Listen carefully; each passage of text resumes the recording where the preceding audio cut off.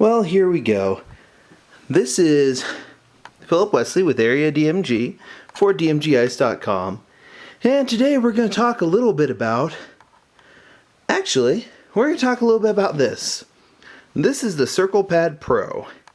Currently, the game that's out for it that uses it is Resident Evil Revelations, or the demo for it. I couldn't find a place that was selling it for, well, that had it in stock. And Target wanted $50 for it. And I'm like, no, most places, oh, this is something we put in there because I don't like the way these are. But yeah, the CirclePad Pro takes one AAA battery. It snaps on there pretty easily. In this one, you use it to move the camera and actually help you aim a little bit while you're moving around. It's pretty neat. In first-person mode, it's like you're playing a twin-stick shooter on the PS3 or something. But yeah, what we're going to do now is we're going to compare the sizes of the 3DS with the CirclePad Pro on it in comparison to other handhelds in the past. The CirclePad Pro is actually pretty comfortable. It's hollow, actually. It's pretty light. Doesn't add much weight that isn't already on the system. And this is pretty neat. The buttons are pretty clicky. There's the second R button, the second L button. This makes the L button a little tough to hit, but maybe they'll do a revision or something and fix that.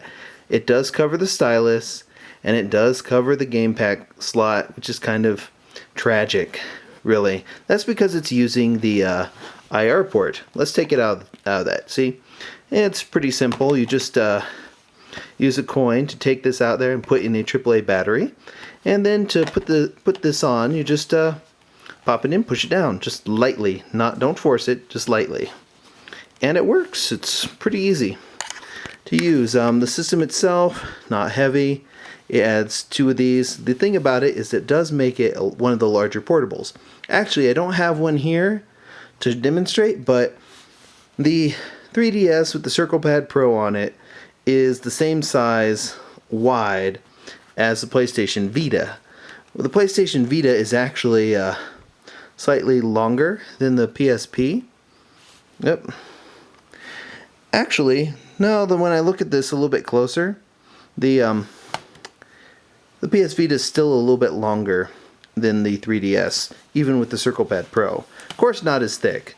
The thickness on it is mostly because of the contours, and because they added this the second L and R buttons. The device itself, when you're holding it, doesn't really feel like the Classic Controller Pro, which is what people have been comparing it to. Classic Controller Pro, I hold it like this, do this, it's pretty easy. But it's closer, I would say, to no, actually, it's not really close to either of these. Kind of wish, one thing I wish is that I wish that this were a button of its own, kind of like what they do with the DualShock, but it's not. But yes, does this make the 3DS a huge device that won't fit in anyone's pockets? I don't know. It does make it a little bit thicker. It does make it a little bit thicker than the original Game Boy.